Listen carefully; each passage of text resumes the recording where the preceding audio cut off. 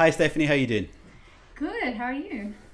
Not too bad. Thank you so much for coming on the Galleria Guitar and for curating a really beautiful, beautiful piece of Sting, but arranged by Dušan Bogdanović. So this is like amazing. I'd seen a little bit of that with, was it Every Breath You Take? That was the first one, yeah. Okay, well, it's amazing. Thank you so much for curating a piece of what, people would sort of consider popular music or sort of anyway popular culture and bringing it over to the gallery. It's absolutely beautiful. And for everybody watching, at the end of this interview with Stephanie, I will put the link directly there so everybody can go and view your great performance. But tell us about the piece right off the bat. Like, why are you doing this project? Why is this happening?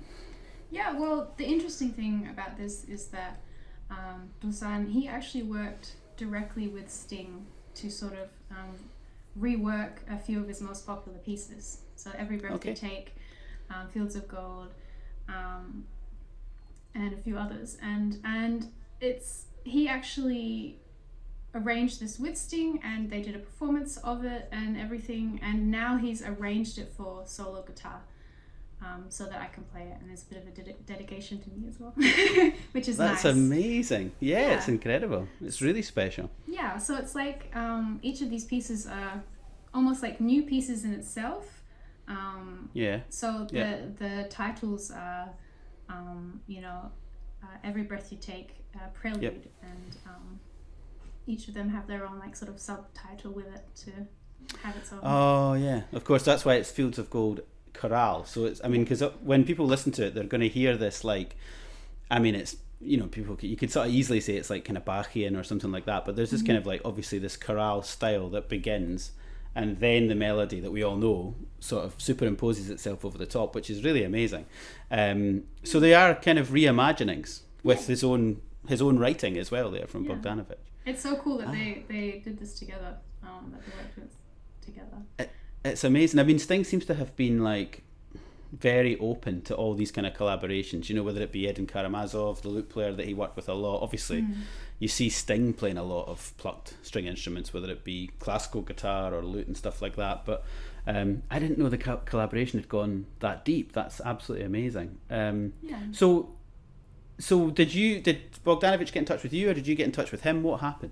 Well, we got in touch together through this new learning platform called Guitar by Masters, and this is a really interesting platform because what they do is that they publish music through it, and you can read the score, and at the same time you have different camera angles of a performer, so you can see the left hand, the right hand, and straight on. Nice. So it's a really good learning tool. You could sort of scroll along with the score and matches up with these videos, and there's also like coaching points in there and everything.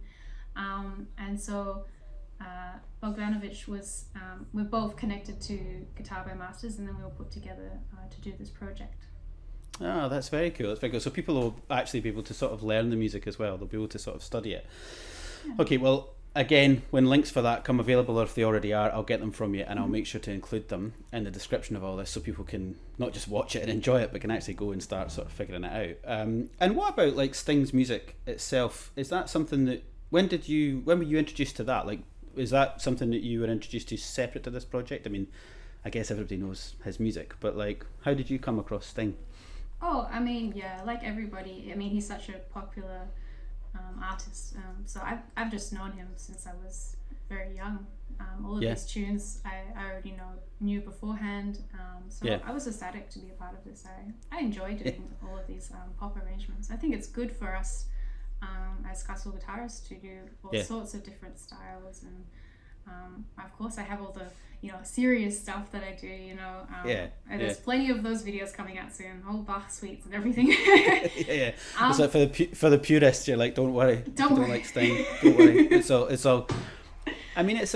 funny you mention that, because like obviously I'm reaching out to different people, different players that I admire, different friends and things like that, and they're putting really different spins on this curation idea, like for Galleria Guitar, and I kind of had a feeling in the back of my head, I bet you Stephanie does something that's crossover, or I bet you she does something that's just not from the sort of standard canon of classical guitar music. And even when you came to Scotland, which seems like live concerts and stuff, it seems like ages ago, and like having a festival, but like it again, your programming is representative even in a live concert of like this just like really eclectic taste in music, which well, you've said it yourself there, you think it's really important for guitar. I mean, it's this weird label, isn't it? Like classical guitar. Like I've never really understood why we have to do this to ourselves. Like, we put this word in front of guitar. But so was that something that's always been part of your approach to,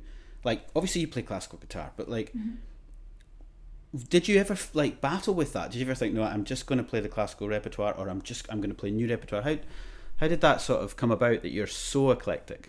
Yeah, I mean, I almost studied saxophone in university, so I always had quite a wide background since I was younger. I did a lot of jazz. I played in a lot of big bands and whatnot, and I did a minor in jazz basically in my undergraduate, and so I've always been interested in doing different styles, and I did electric guitar as well in undergraduate, and I think it's just enriching to be able to do that stuff, and I'm sort of just drawn to it. I mean, not everyone has to. I mean, I think there's a lot of value in if you just want to do classical guitar and go more into this direction.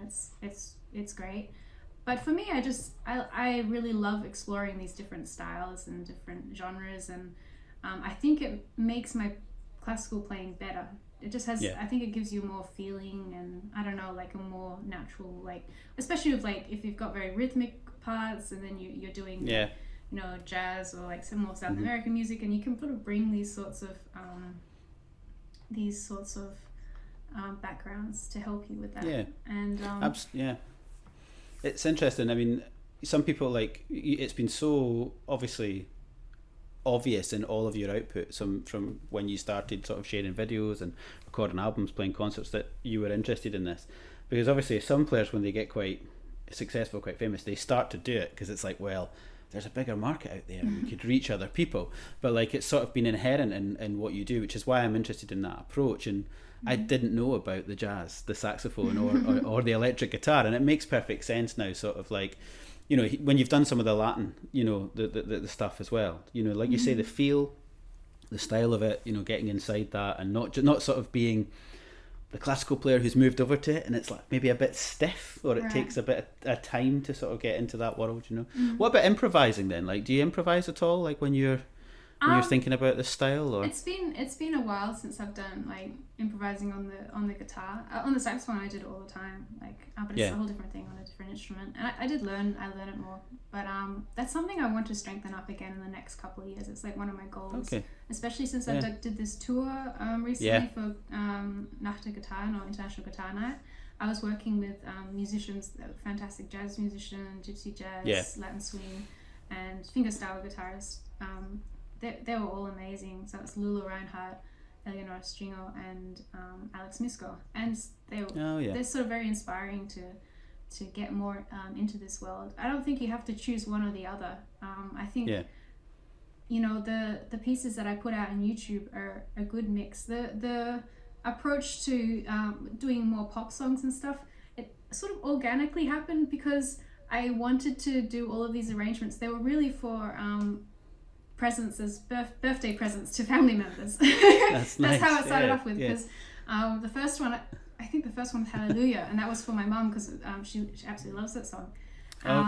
And so I did that arrangement and sent it for her birthday. Especially with the pandemic, it sort of ramped up because I haven't been able to go back to Australia. So for my dad, Bob Dylan, for my grandma, the Beatles yesterday, and then but for my papa, my granddad, Bach, so that stays. He loves that. So it's like the granddad being like the sort of arbiter of good taste. It's like, I'll have the Bach. Like, you know, enough of this popular music. That's great. That's brilliant. So it's not like I've never been like, I will do this because I'm gonna get more views.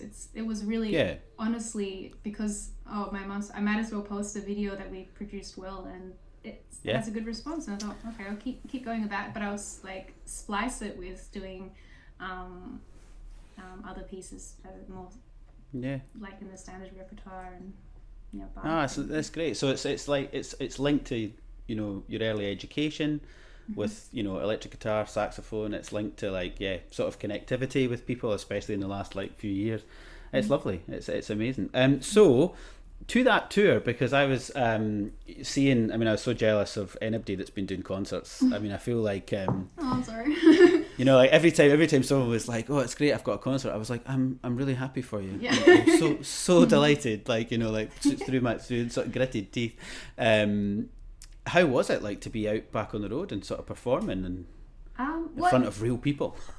Yeah, I mean, through summer and at the beginning of the tour, I was feeling pretty good. I got my vaccine and feeling protected, and everyone else that was there was also vaccinated. But as the tour went on, towards the end, the numbers were going up in Germany, and it was starting to feel a little bit. But we were always very careful, had our masks on, and it was like, they call it, you either have to be tested, vaccinated, or have had it in Germany to be able to go to concerts. Like live events. Or even just being vaccinated, or have had it, like to be able to go. There's different regulations. So it was I mean, now I definitely feel much more uncomfortable because things are escalating.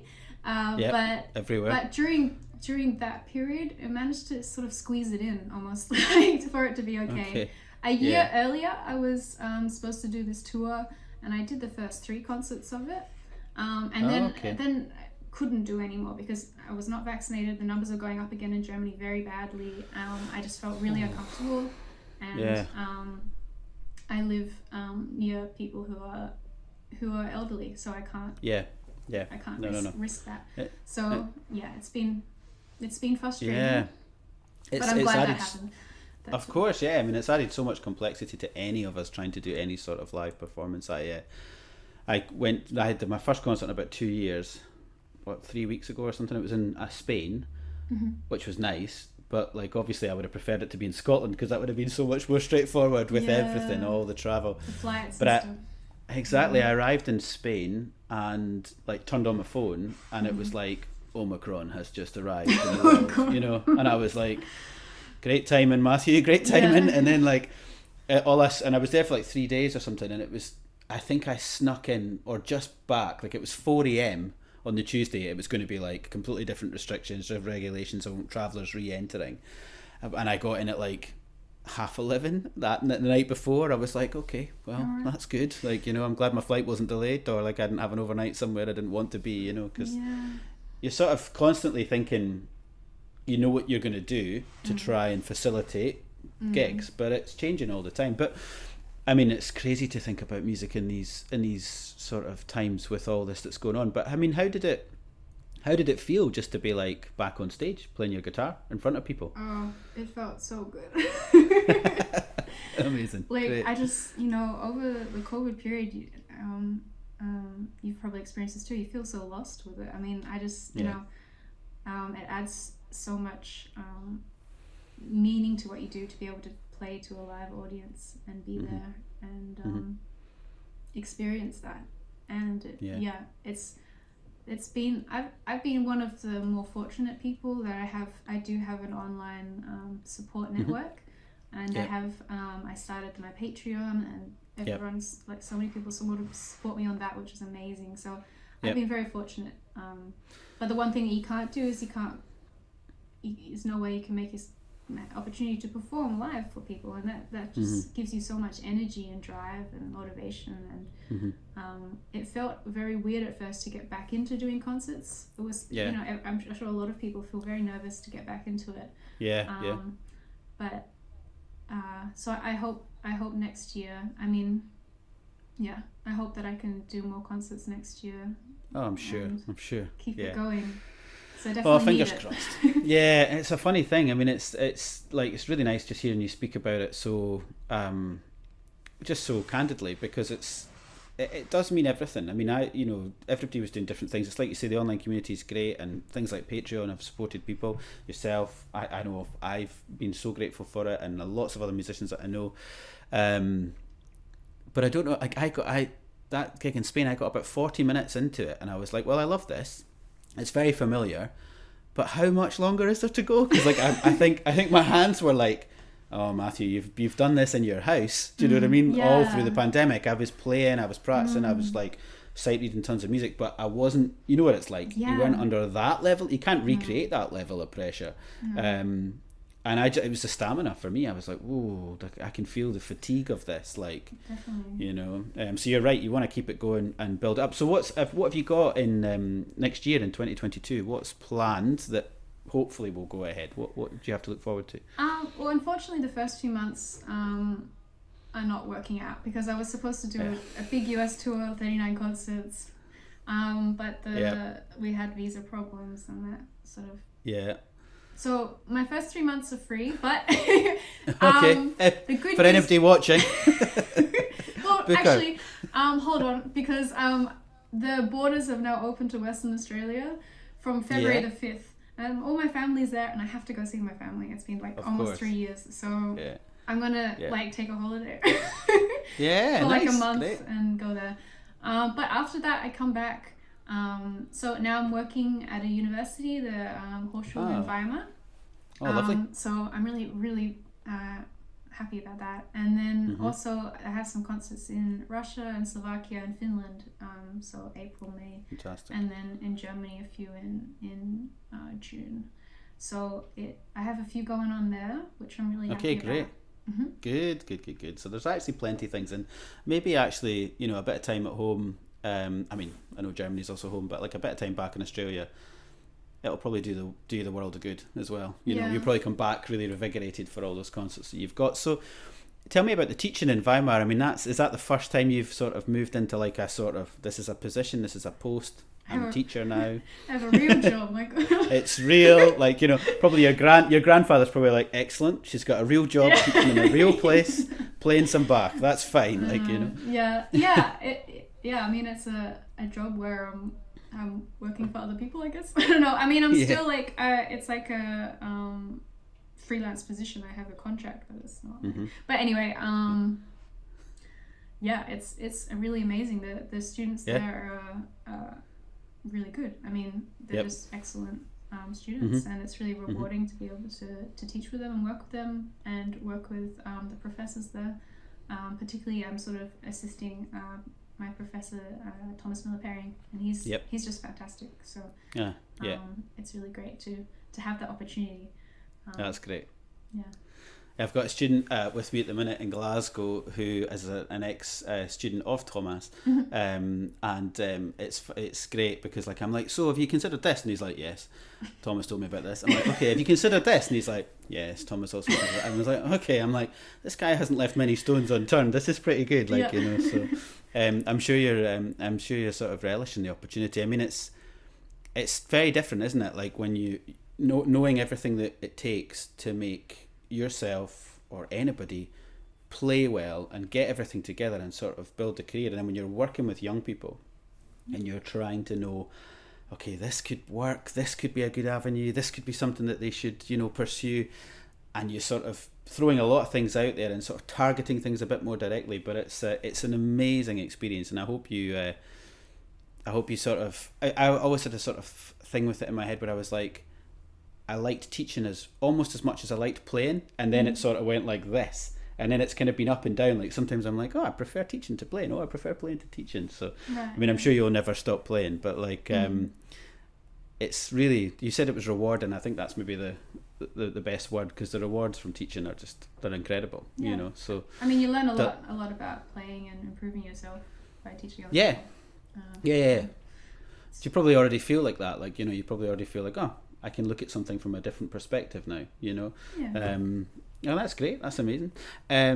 So I've got a few questions for you that have come in actually via my Patreon as well, and they're actually really interesting. And your granddad will like this one for sure. And it's one of the ladies that follows on Patreon. She said she'd love to hear everything that you can tell about the process of learning and mastering the Bach fugue from BWV 1001. So that's on YouTube, and that's one of your really popular videos, I think, on YouTube. So obviously that's, I think, how the ladies probably heard it.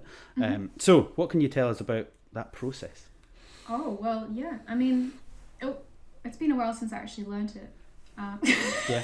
Yeah. So let me just so it may have rewind. changed. How did I actually do that again? I don't know. Yeah, exactly. It's a long time ago. I can't do it anymore. No. Yeah, with Bach, it's a very it's a patient process, I would say, because you go through it slowly, and especially with a fugue, the first thing you want to do is like highlight that main melody and wherever it repeats. And what I like to do with Bach is first of all, pay attention to the smaller phrases that are within the lines, where it runs into the next bar, or making everything flow really nicely. And then also, especially in this fugue, there's different sections within it that I feel like are having really, really good conversation. So I really think of different characters within this piece that are like talking with each other, discussing. It could be an argument, and there's sort of a development of this throughout it. And I like it's sort of a very almost visual sort of approach to thinking about how to interpret the music. But it all sort of hangs together to make sure everything fits well and is rounded. And, so I would the biggest help that I would say of approaching a piece like this is that, particularly with just this fugue, is that you picture these different people or conversations that are going on, and how, especially fugues that have different voices going on, how that sort of what sort of story is coming out of that. I think that's. I mean, I could go into the piece in detail. I don't think we have time for that. Let's harmonic analysis right now. I know, well, it'd be good. We don't have time for that right now. But I mean, it's great because I'm sure that gives just a little bit of an insight. I mean, I think quite a lot of people are often interested in pieces of that, like let's say magnitude or grandeur, because they have that complexity, but they actually struggle with that next step. Because on guitar, we have so many pieces that are like 3 minutes or 4 minutes or even shorter, and a lot of really good players can get their head around these things quite quickly, like just enthusiasts, amateur players, semi-professional players, whatever it might be. But it's like, how do you get into and successfully your way through a much larger work that's more dense and more complex? And certainly that's not the problem of teaching, for example, in Weimar or at the Conservatory in Glasgow, because that's what the students are all doing. But it's the biggest challenge for the sort of amateur player or the enthusiast. Is like they really admire these pieces, they admire people like you playing them, but maybe it's like the wall is just too steep, it's like, how do I get in? So it would be great for people to hear that, like, that dialogue is there, that character development is there, because all of that sort of demystifies the complexity. When people start talking about like fugal subjects and how they're introduced, people just kind of go, oh, if I don't know the theory, I'm a wee bit out here, I'm a bit detached. But as soon as you characterize it, it's different for people. So I mean, I think people will really understand that. So listen, I'm going to move on to we've actually kind of talked about this at the beginning because of like the pop music stuff, but one of the patrons asked, like, as a younger player, does Stephanie feel that she's more or less obligated to put some of like the old chestnuts, and that's actually in inverted commas in the question, like Recuerdos or Asturias, etc., into your programs, or do you feel that you're given more of a pass? And I think that's because, like, are you given a pass because you're from a younger generation of players? Like, I guess, is it expected of younger players to be more eclectic? I don't feel any pressure to put certain pieces into programs or anything. Okay. So anything that I do, well, the most important thing for a musician is to do what inspires you, because it comes across if you don't do that. In saying that, I always play Recuerdos in my concerts because I mean they're great pieces. Of course. And they work really well, and people love them, and we want the audience to enjoy and love the program. So why not put them in? I don't think there's any shame in doing that or anything. And I think you can have a like we sort of touched, having a sort of a versatile program where you have an old chestnut in there, and these really big serious pieces in there, and maybe other styles. This combination is really entertaining for the audience, and it keeps their attention for a long time, and people love that. And I think that's for me, that's what I like to do. I like to bring in new stuff. like to bring in old chestnuts, everything, sort of just to formulate a nice, well-rounded program. So I don't have any fear of having to do that or not having to do that. Yeah. It's. I wonder if that's where you're located, and also like maybe having come from Australia as well. I'm not sure. I'm trying to think where the person that's asked this question, it's from the States, but like in the UK, I think it would be a different thing. Now, obviously, I'm older than you, quite a bit older, but there is a pressure here from let's say music societies, especially chamber music societies. Obviously, when you're collaborating with other instruments, and like the classical music scene, they'd almost have some control over the programming. Right. So it would almost be slightly more of a negotiation if you wanted to put in like more contemporary repertoire or things like that. So sometimes you can find yourself presenting a program that obviously you are invested in and you're committed to, but maybe it's not like your number one program, and maybe it's had to sort of omit a few things that the audience, for whatever reason, the directors of the concert series have sort of suggested that you move away from. So it's interesting. I mean, there is still, I think, a bit of a pressure in classical music to present quite an old-fashioned style of program, and it's getting less for sure. And people like yourself are doing a great service to changing it. And maybe because you're doing that without the pressure, you're not as aware of the fact that you're one of the people that actually shows that off. Shows that you can do a really eclectic program, and it's totally normal. The next question, which I think is a really interesting one, not that the others weren't interesting, is this is really good. If you can have a commissioned work, which composer would you choose, and would the piece be like for solo guitar or for orchestra? And obviously we've talked a bit about like Bogdanović as well, even today, in this work that you're doing with him. But like, say you could commission anybody for any sort of piece. Well, I'm actually commissioning a piece from Clarissa Assad, so the daughter of Sergio Assad. Fantastic. Yeah. Yeah, she's written some stuff for classical guitar radio. It's really beautiful what she does. And quartets as well, yeah, string like dances for string quartet, I think, for guitar quartet. Is that right? All sorts of things. Duo. I've seen a duo stuff. Really great. And so I'm really excited about that because that's going to be a part of my next album, which is featuring women composers. Excellent. So I'm just starting to explore how to do that project, and people I would like to contact and commission from. She's the first confirmed commission. Nice. Also one of the lady that I toured with for Nacht der Gitarren, Eleonora Stringer, she is a jazz guitarist, so she writes beautiful songs as well. So I'm going to be doing something with her. Great. And there's a few Australian people I'd like to get in contact with. It's early stages, but that is sort of what I would like. That's my next project that I would like to do. Nice. So, do you think these composers will be all guitarist composers, or will you reach out to women who just are composers and not specifically sort of related to the guitar? Yeah, not just guitar. I mean, it makes it easier, I guess, if they already know something about the guitar. Yeah. But I also would like to go into contact like jazz musicians who can write in sort of different sort of styles for classical guitar. So I think that would be nice. It's going to be fun to look out. So do you think that might be next year, or maybe that process could take quite a long time actually, because you're gonna have to wait for the pieces to be written, and then you're gonna have to learn them, and there's going to be a back and forth. Yeah. Maybe it'll be ready, but maybe by the end of the year. It's very hard to say. It really depends on when the composers are free to write the pieces, and then it will take a couple of months or something to learn the pieces. And but as soon as the pieces are under the belt, then the process is quite quick. Quick from there. So we'll see. Either next year or the year later. I'm hoping to get it done next year. But you never know these days. It's very difficult to plan.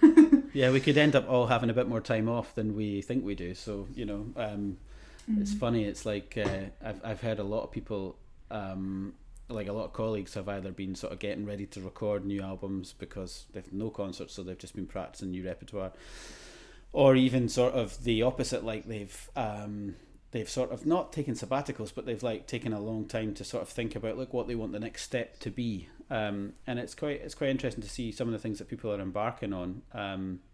And that type of project is it's very all encompassing, because you're sort of women guitar, well, music for the guitar composed by female composers. There's been a few albums recently that I've seen come out with this, but obviously a lot of the music has been already written, so it's like, in a sense, sort of shining a light on composers and guitarists who, you know, we were aware of but didn't really know enough about, and then they've become a little bit more into the mainstream now. But what you're actually doing is like you're commissioning, so it's going to be really interesting. I want to do a mixture, I think. Oh, okay. I would do, because I can't commission the whole album, that would cost too much. I can't afford it. Just thinking, yeah, exactly. Yeah. But I'll do a few pieces on there. Okay, so you'll have a few classics in there as well. Okay. Ish. Yeah. Okay, cool. And the last question that came in, which I thought was another very interesting one here, was: have you ever played with no nails? And the person that wrote the question gave the example of Virginia Lucke and Lorenzo Micheli, and you know, knowing Lorenzo, I know he plays with a tiny bit of nail. He doesn't. Yeah, I didn't know. Yeah, he doesn't play with no nails. He actually has very short nails, but like he does use some, and of course he plays a lot of early music as well. But just no nails. Have you ever done it? Have you ever tried it? Not by choice. No. So, yeah.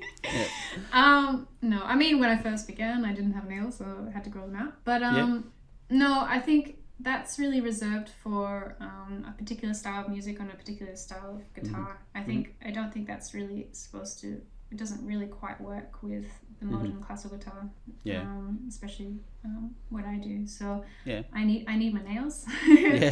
And only time I haven't played with nails is when it's broken halfway through the concert or something, and then I know. you just those fantastic moments.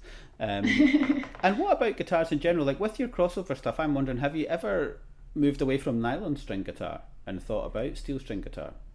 I mean, I have a steel string and an electric guitar, but it wrecks your nails. So the silent guitar that I have from Yamaha is a nylon that can be amplified, but the instrument that I used for the tour that I recently did is the crossover guitar by Daniel Zuccalli.